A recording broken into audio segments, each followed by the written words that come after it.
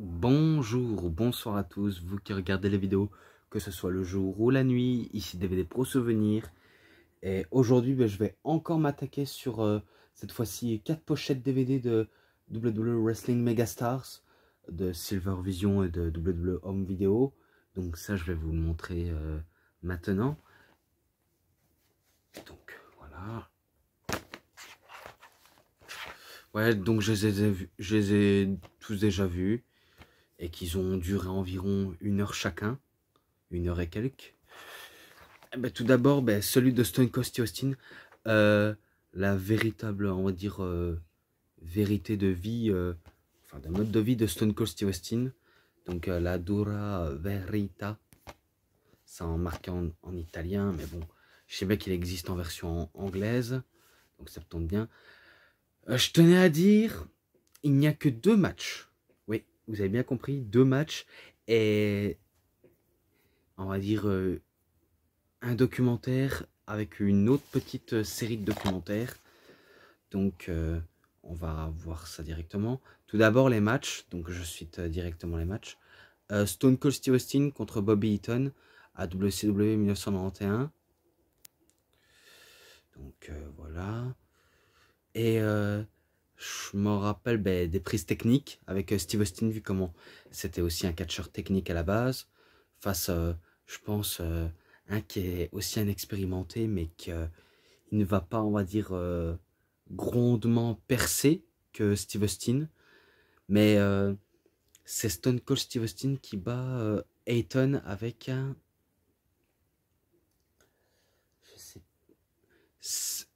C'est pas un stunner, c'est, on va dire, un plat jack et qu'on atterrit sous la 3e corde. Donc la glotte sur la 3e corde. Je pense que c'est un plat jack sur la 3e corde, quoi. Donc la glotte en premier, et il remporte ce match. Ce match-là, 3,5, vu comment ça fait partie, un des récents, on va dire, même pas récent, ça fait partie, on va dire, des matchs old school de Steve Austin, donc voilà, je le note comme ça. Ensuite, encore Stone Cold Steve Austin face à Owen Hart au SummerSlam 1997. Donc c'est là où Stone Cold, il se brise la nuque face à Owen Hart suite à un pile driver modifié. Donc on voit bien qu'il atterrit la tête en premier, mais qu'à la fin, il réussit quand même à battre Owen Hart avec un petit paquet et qui remporte le titre, je sais. Donc ce match-là, j'avais déjà noté donc en description. Et le reste, c'est que des documentaires. Je m'en rappelle, première série de documentaires, on va voir, on va dire dans une ferme. Je crois que c'est sa ferme à lui, de Steve Austin, avec ses parents, ses frères et sa sœur, et peut-être potentiellement ses filles aussi. Enfin, sa fille ou son fils, de Steve Austin. Je pense qu'il a des enfants également, et qu'il parle aussi des meilleurs moments de sa carrière, par exemple ses débuts dans le catch, où il avait dit que lorsqu'il avait fait ses débuts, il avait, on va dire, il crevait vraiment de faim, suite on va dire, au match qu'il a fait, mais qu'il n'a pas su en profiter pour, pour dîner avec les catcheurs, vu comment il gagnait, on va dire, si je crois bien, 48 $ par jour, je crois, quand il combat.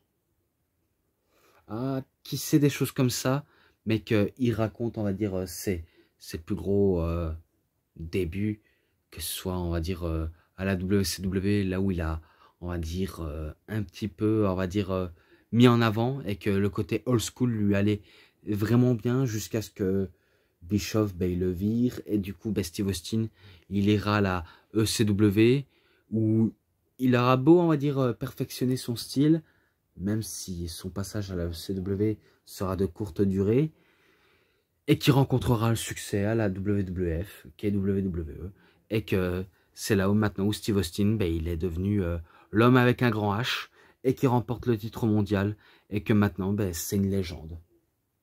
Et dans le deuxième série de documentaires, on il parle de ses meilleurs moments, ce qu'il a fait à la WWE. Par exemple, jeter, on va dire, de la bière sur McMahon, les deux McMahon bien sûr, avec Shane et Vince et The Rock. Donc un camion rempli de bière, quoi. Et, et les meilleurs moments, hein, d'autres meilleurs moments où on va dire, tabassé Vince McMahon à plusieurs reprises. Donc la rivalité Austin-McMahon, ben, il captivait les foules et que ça s'achève là-dessus. Donc voilà, pas de commentaires sur ça. Et que la note globale que j'avais fait, de premier, on va dire, review sur Wrestling Megastars, je l'ai mis en description. Et cette fois-ci, ben, la note de tout l'ensemble, ben, je le dirai cette fois-ci. Donc ne vous inquiétez pas pour ça. Donc fini avec la véritable vérité de mode de vie de Stone Cold Steve Austin. Donc voilà.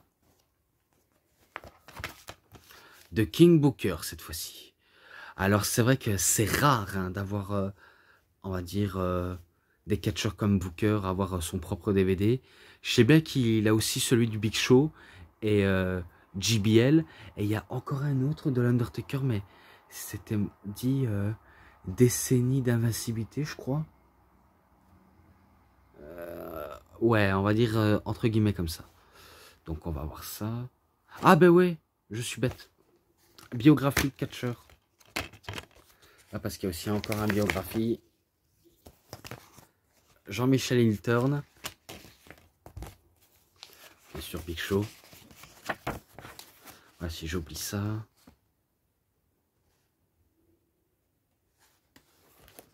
Donc, nom de ring. Stone Cold Steve Austin, 1m89, 111 kg, de Victoria au Texas. Début dans le catch 1989.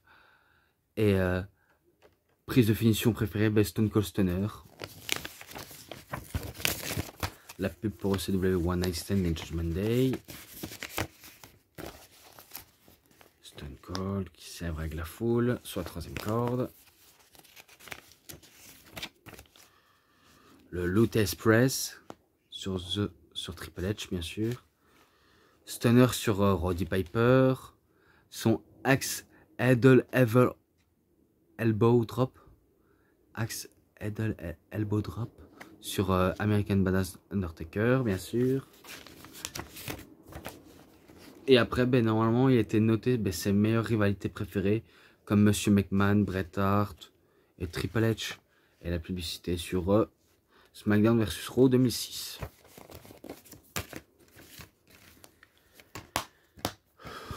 Au moins, je rattrape mon retard. Donc maintenant, ben, au Raw Booker cette fois-ci.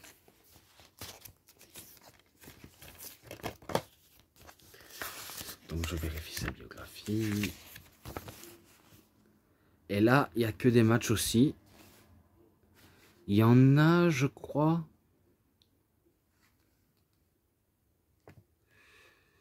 Il y en a un que je crois que j'ai déjà noté. Donc ensuite, nom de ring, Booker T ou Roi Booker. Moi c'est tout simple. Moi, je dis The King Booker T, moi. Mais bon, ça c'est mon côté, on va dire, ajouteur. On peut appeler ça comme ça. Donc il faisait 1m91 pour 113 kg. Et il est résident Gary, Indiana. Moi, je croyais que c'était Houston au Texas. Non, c'est un Texan, Booker T. Donc, il vient de Houston au Texas. Et il a débuté dans le catch en 1989. Et ses prises préférées, Scissors Kick, Bookend. Donc, en prise de finition préférée, ben, il y a le Bookend, qui est un rock bottom, on peut appeler ça comme ça. Même si on peut appeler un Urinagi. Et Scissor Kick, ben, un coup de pied en ciseaux. La pub de WrestleMania 22 que j'ai déjà. L'entrée de Booker T en mettant le feu.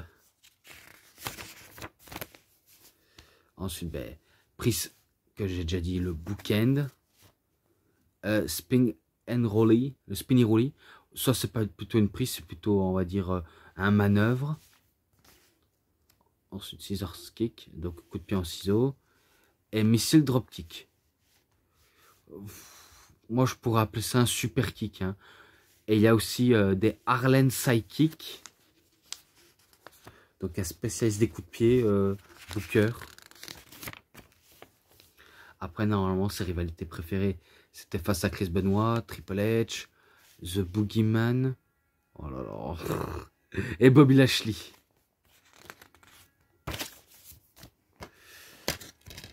Donc, je vais citer ces matchs tout de suite également. Donc, tout d'abord, premier match à No Mercy 2004. Donc, Booker T contre John Cena. Il est présent dans Experience et il est présent dans le DVD de No Mercy. Donc, forcément, celui-là, je l'ai déjà noté. Et c'était aux séries des 5 matchs qu'ils ont fait, Booker et Cena. Donc, forcément, un des deux va ressortir vainqueur et champion à la fin. Sans trop de suspense, ben, c'est John Cena qui bat Booker T et qui devient le nouveau champion des États-Unis. Et à la fin, comme j'avais dit, eh ben, il dédicace son t-shirt pour le jeter au public. Et il en a fini. Donc ce match-là en description. Et là, un match que je n'ai jamais noté. Donc Judgment Day 2005.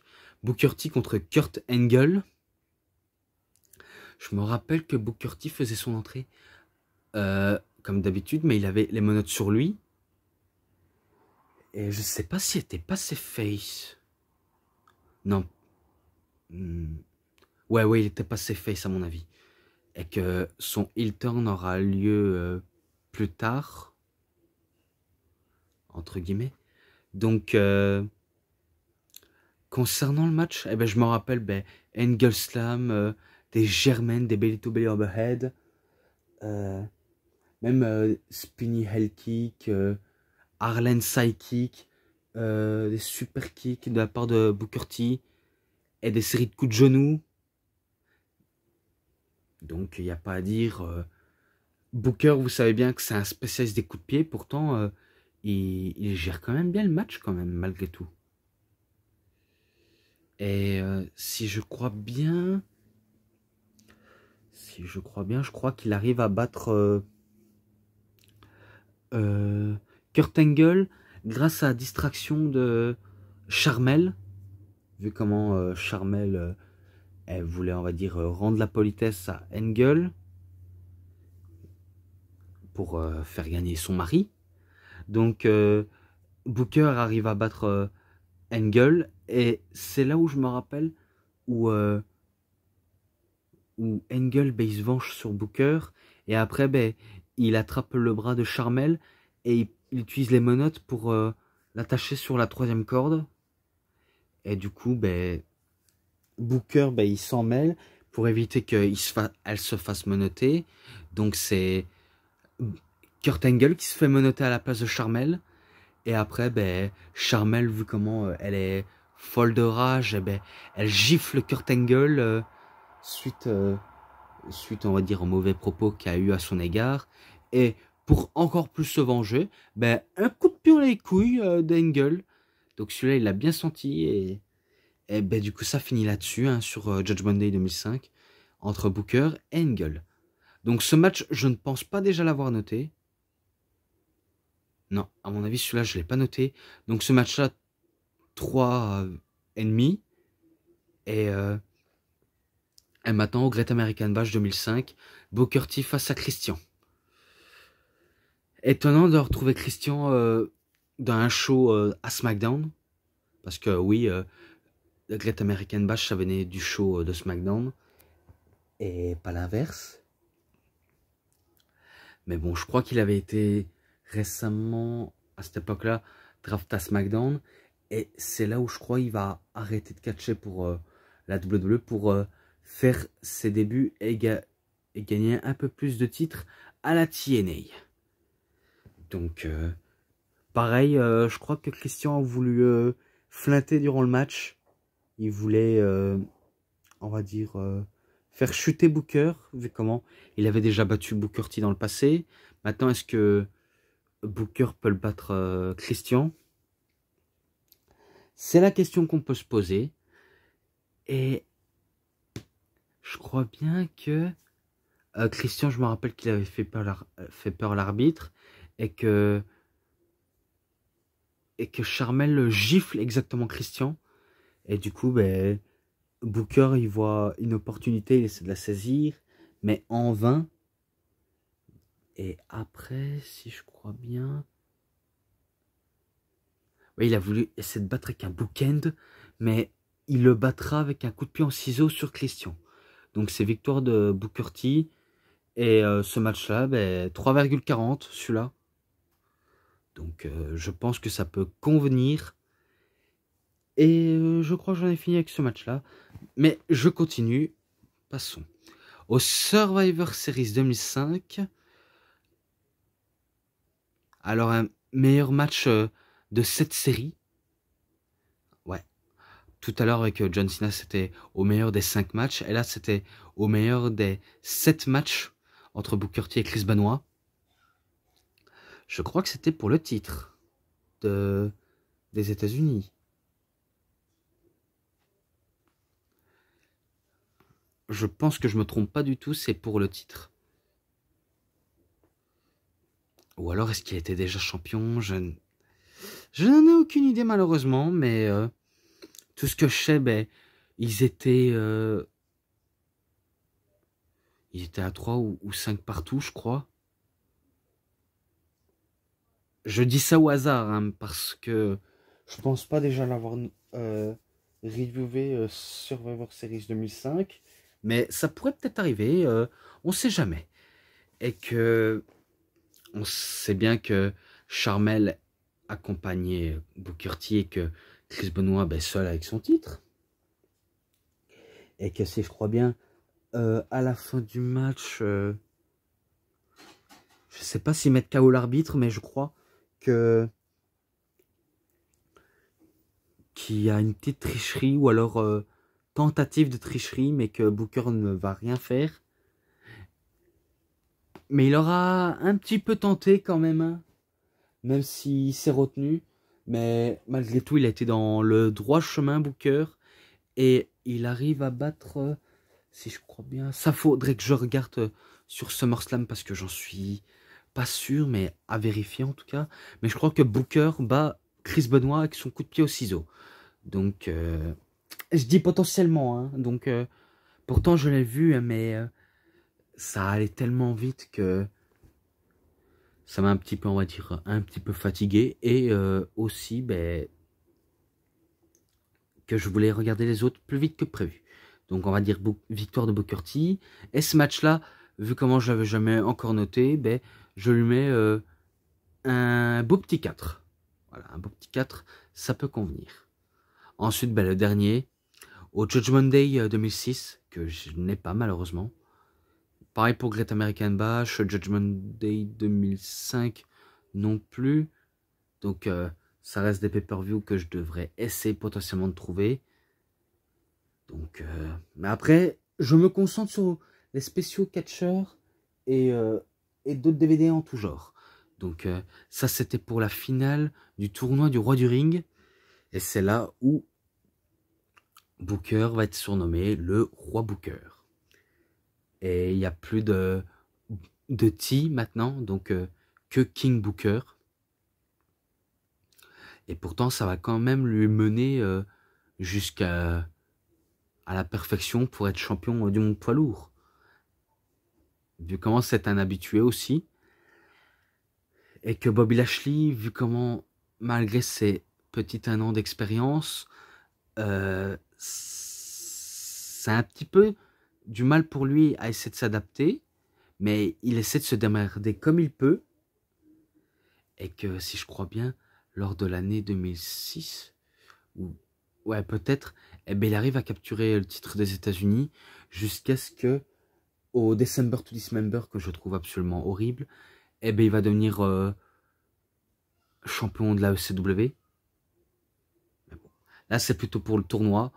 Donc, c'est Booker T qui bat Bobby Lashley avec son coup de pied au ciseau, alors qu'il se faisait dominer Booker durant tout le match par Lashley.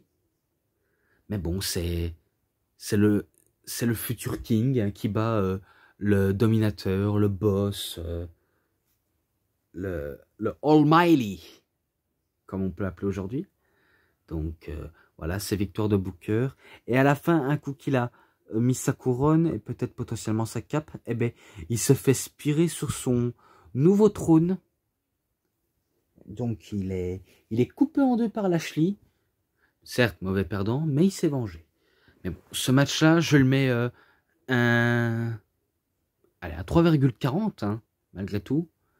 Et maintenant, j'en ai fini avec ça. Maintenant, je passe au suivant. Randy Orton, The Legend Killers. Alors celui-là, il est en version anglaise, mais comme tous les autres, et comme je l'ai dit précédemment, il y a les deux choix de langue possibles, soit langue italienne ou langue anglaise. Donc maintenant, ben, vous le saviez quoi. Et excusez-moi si vous entendez un chien aboyer. Pourtant, c'est pas le mien, mais ça vient de chez les voisins. Je crois qu'on s'en fiche un petit peu, je crois. Là, c'est match qu'il a sectionné. Et là, non-ring, Legend Killer Randy Orton pour 1,98 m pour 120 kg. Résidence Saint-Louis dans le Missouri. Ses débuts dans le catch en 2000. Ça, c'est un peu vrai, je crois. Qu'il a fait ses débuts en 2000. Et ses prises préférées, donc knee drop et le RKO. Donc toute une panoplie de biographie sur le catcheur.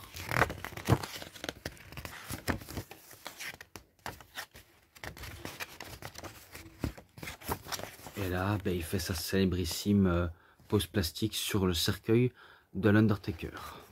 Ah non merci 2005. J'ai reconnu. Ensuite, knee drop, donc descendre du genou sur la tête, face à Rob Van Damme lors d'un show hebdomadaire de ECW. Et ensuite, le RKO sur Anderton. C'est soit au WrestleMania 21. Ouais, c'est au WrestleMania 21.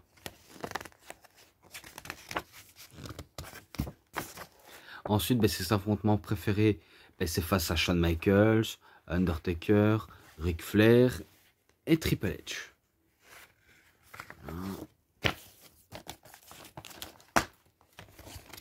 Je vais essayer d'y aller plus vite que prévu.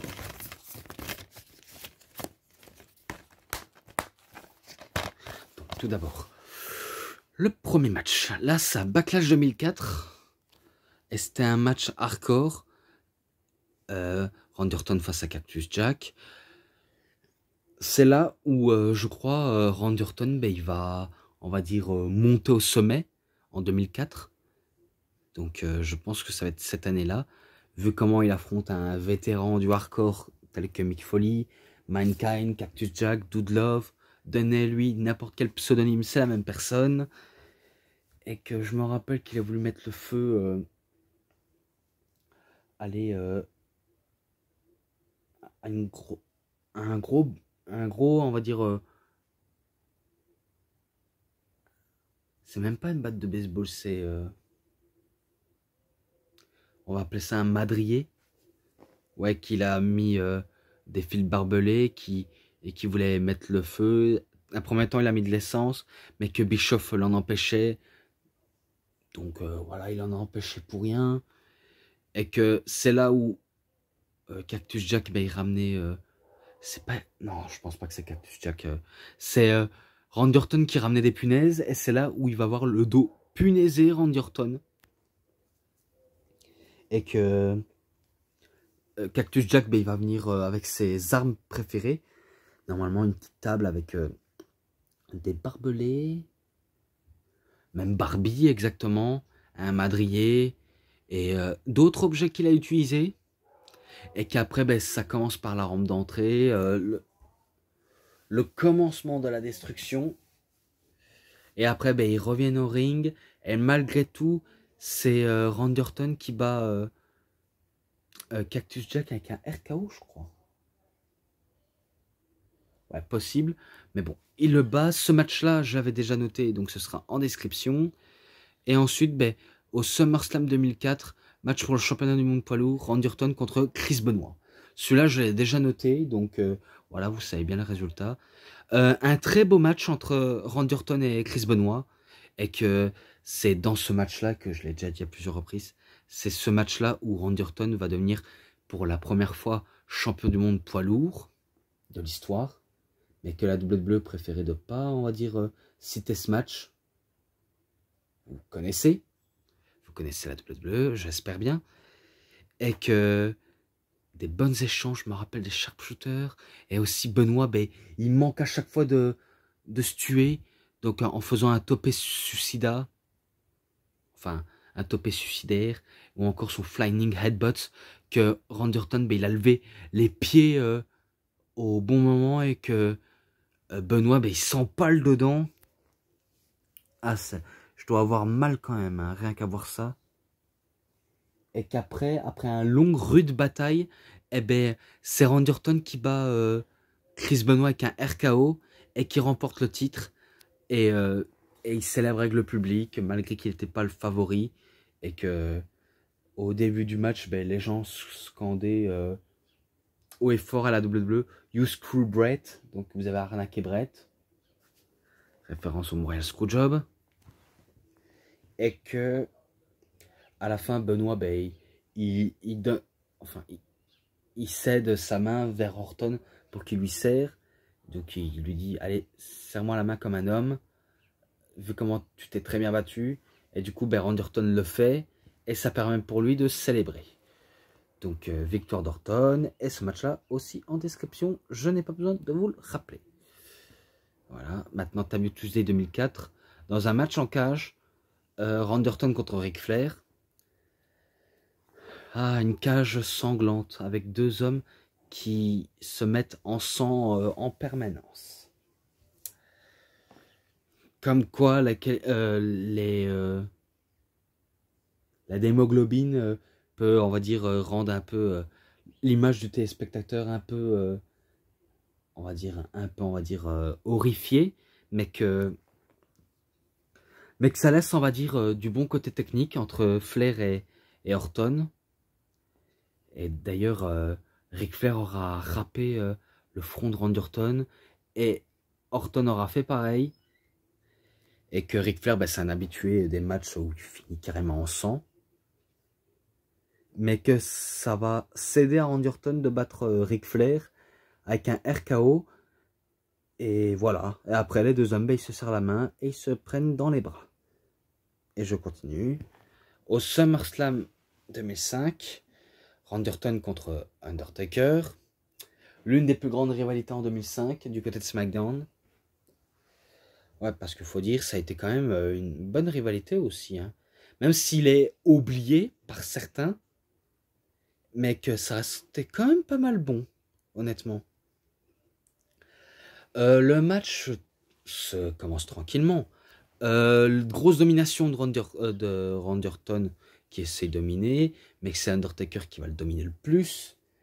Et après, ben, je me rappelle à la fin, il y a un gars du spectacle qui vient, donc on ne savait pas qui c'est, mais vraiment pas qui c'est, jusqu'à ce qu'on apprend plus tard qui c'est réellement, et que Randy Orton, ben, il arrive à battre Undertaker avec un RKO, donc c'est victoire d'Orton, et après, ben, le personne qui vient du public, eh ben, il s'agit que Cowboy Bob Orton.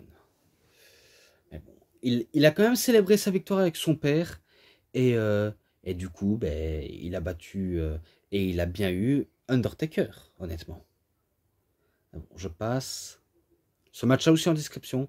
Si vous me direz que je ne l'ai pas noté, donc voilà, au moins vous saviez. Donc ensuite, un No Way Out 2006. Il est présent dans Biggest, The Life of Masked Man de Rey Mysterio. Et un dans No Way Out que j'ai déjà. Et que si je me rappelle bien, pour le gagnant, vu comment Rey Mysterio avait gagné la bataille royale au Royal Rumble, et que le gagnant ira, on va dire, dans le main event du côté de SmackDown à WrestleMania. Donc pour battre soit Kurt Angle, soit Undertaker. Donc il savait totalement le choix. Et si je me rappelais bien... Ben, grosse domination de Randy Orton sur Rey Mysterio. Donc il dominait de la tête et des épaules. Mais après, ben, Rey Mysterio, ben, il se réveille. Il donne des sacrés coups à Orton. Surtout un 619. Et malgré tout, ben, Randy Orton, ben, il se relève. Et que Rey Mysterio avait voulu tenter son 619. Mais Rey Mysterio, enfin, Randy Orton s'est baissé au bon moment. Il fait un roll-up. Et après, ben, il met la main dans les cordes pour la victoire. Donc c'est victoire de Randy Orton. Et voilà, j'en ai assez tout dit. Donc j'ai assez tout dit sur ça. Maintenant, je passe au dernier, au suivant. Donc Edge, The Rated Heart Superstar. Donc la superstar pour adultes, superstar classé X, vu comment il y en a qui adorent ce terme. Pareil, je vais citer sa biographie.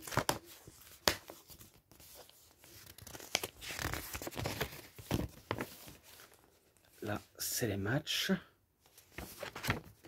Et là, il cite les palmarès. Non-ring Edge. 1m92 pour 110 kg. Résident Tampa en Floride. Même s'il est d'originaire de Toronto, Ontario au Canada. Ses débuts dans le catch en 1993. Ah tiens, j'aurais jamais imaginé. Et prise de finition, c'est soit le Hipland Dignity qui est un Execution et le Spear. Encore des publicités, vous imaginez bien. Encore une image de Edge. Ensuite, qu'est-ce qu'il y a comme prise? Le Execution. Alors ça, ce n'est pas un Execution, c'est un Reverse X Factor. Donc ils se sont trompés. Ensuite, ben, le Spear. Sur Ric Flair. Donc il n'y a que ça. Et après, ben, il cite, on va dire, en gros, les meilleures rivalités qu'il a eues face à Matt Hardy, John Cena, Kurt Angle et Kane. Voilà. Ouais, je vais pas tous les citer vu comment c'est marqué en italien. Même en anglais, des fois, je cite peu, mais bon, j'ai pas à me prendre la tête physiquement. Donc, tout d'abord, je vais pas me retrouver si je trouve pas.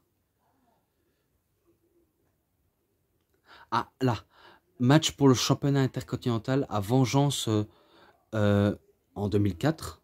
Donc, Edge contre Randy Orton. Ouais, si vous voyez pas, ben, c'est là, Vengeance 2004. Et que c'est là où Edge revient de blessure et qu'il va combattre Randy Orton. Et que le match, j'ai, on va dire, 3 fois beaucoup bien cité. Et qu'il s'est passé vraiment de tout dans ce match. Donc ce match-là, je le noterai en description. Pareil pour les autres. Je le dirai et je le répéterai jusqu'à ce que vous me comprendriez. Et que je veux pas, on va dire, trop me prendre la tête. Pour moi, ça va se passer comme je veux que ça se passe, un petit peu. Et que c'est Edge qui bat Randy Orton et qui remporte le titre. Et que ce match-là, si je me rappelle bien, je lui avais mis un 4,50. Si j'en crois bien. Mais bon. En tout cas, ça a été un très bon match. Et maintenant, je passe. Donc, WrestleMania 21, le 3 avril 2005. C'était pour le match Money in the Bank. Donc, Edge contre Kane, contre Shelton Benjamin, contre Christian, contre Chris Jericho, contre Chris Benoit. Bref, celui-là aussi, je l'avais déjà noté dans les compilations de Money in the Bank et dans le coffret de Decade of Decadence, si je crois bien.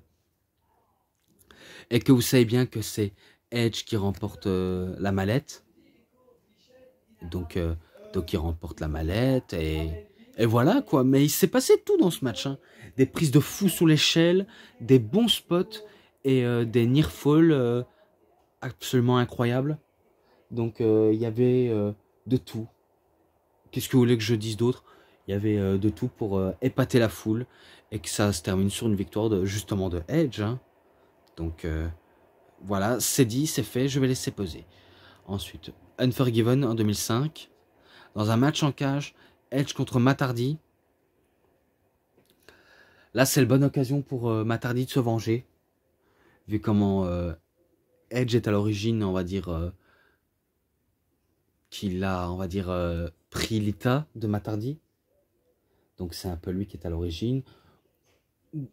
Vous saviez si vous ne savez pas, hein, mais au moins ça vous laisse au moins une idée en tête.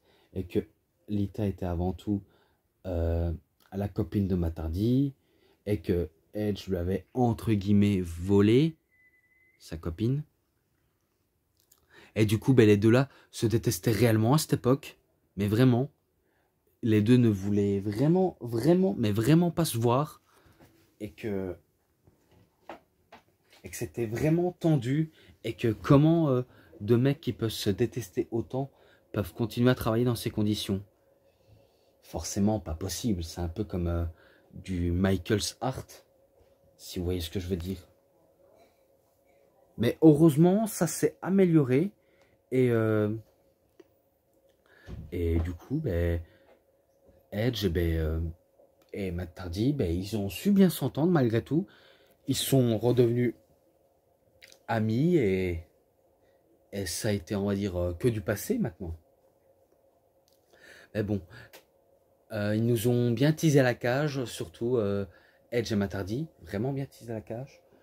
Et que même Lita n'a pas osé à s'interposer, mais elle a eu tort de s'interposer vu comment elle s'est mangé un Twister Fate.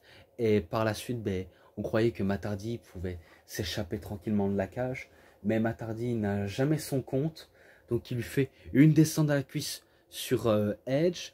Et du coup, ben, il remporte suite à une descente de la cuisse. Donc c'est victoire de Matt Hardy. Et ce match-là en description également. Voilà. Ensuite, ben, un match que j'avais jamais noté à New Year's Revolution 2006. Donc c'est dans ce pay-per-view là ou dans le main event où il y avait le Elimination Chamber entre John Cena, Michaels, Angle, Masters, Carlito et... Il y avait qui encore?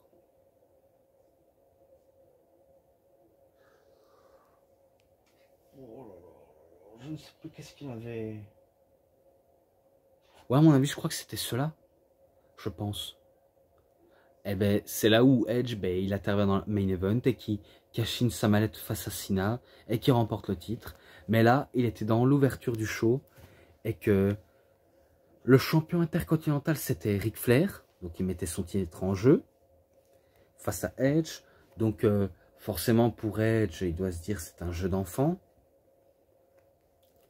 Mais que je pense qu'il s'en fichait totalement vu comment il savait qu'il allait tenter son opportunité. Et qu'à la fin, si je crois bien, il se fait disqualifier. Ah, pourtant, je l'ai vu récemment, mais ça, je verrai sur les résultats sur Wikipédia parce que un coup que j'ai regardé, ben, je ne reviens pas sur ma parole, mais au moins, ça vaut le coup de citer. Donc, on va dire c'est victoire de Ric Flair par disqualification.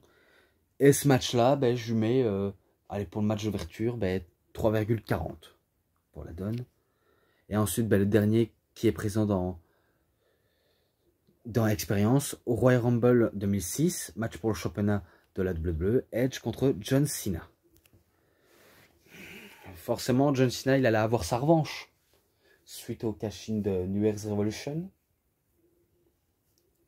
Et que c'est quasiment Edge qui dominait le match, quasiment tout le long. Et du coup, ben, on se demande est-ce que Cena peut battre Edge, vu comment il est à la gare. C'est un jeu de mots, hein, bien sûr. Hein. mais que il va pas lâcher, et que un coup que, je m'en rappelle, un coup que Lita essaie de distraire John Cena, eh ben, Edge tentait un spear sur John Cena, mais malheureusement, je crois qu'il spear Lita, et que derrière, ben, John Cena, ben, il enchaîne avec un FU et un STFU, et du coup, ben, Edge, ben, il abandonne face à ce STFU, et c'est victoire de John Cena, justement, et qui remporte le titre. Donc voilà, j'ai assez tout dit sur les DVD de Wrestling Megastars. Donc pour ce qui est des DVD, donc j'en ai fini directement.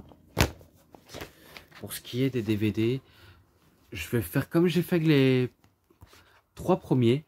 Donc match, un peu de bonus. Et pour le DVD de Steve Austin, il a un documentaire. Ouais, et l'ensemble, ben, je lui mets 3,70. Voilà. Et avant qu'on se quitte, ben oui, je sais, j'en ai encore. Mais cette fois-ci, là, c'est un peu court. J'ai eu 2, on va dire, DVD aujourd'hui. Et que je suis pas encore en train de le regarder, vu comment j'en suis encore au DVD TNA à visionner. Donc oui, forcément, j'ai pas tout forcément le temps. Mais vous avez compris. Donc, 2 coffrets cette fois-ci. Donc le WrestleMania 33 2007. Et ensuite, ben, ECW Unreleased volume 2. Je sais qu'il existe le volume 1 et le volume 3, mais j'avais pris le volume 2 pour voir les réactions en français. Mais les autres, ça reste à voir peut-être. Donc voilà, donc c'était les 2 petites présentations très courtes. Et moi j'en ai fini avec cette review en tout cas. Donc j'espère que vous avez bien aimé. En tout cas, si cette review vous a plu, vous savez ce qu'il vous reste à faire. Likez la vidéo, commentez, partagez, abonnez-vous à ma chaîne, cliquez sur la petite cloche pour avoir plus de notifications des prochaines vidéos. Et moi je vous dis bonne journée, bonne soirée à tous. Au revoir tout le monde pour une prochaine vidéo. A plus les fans de catch.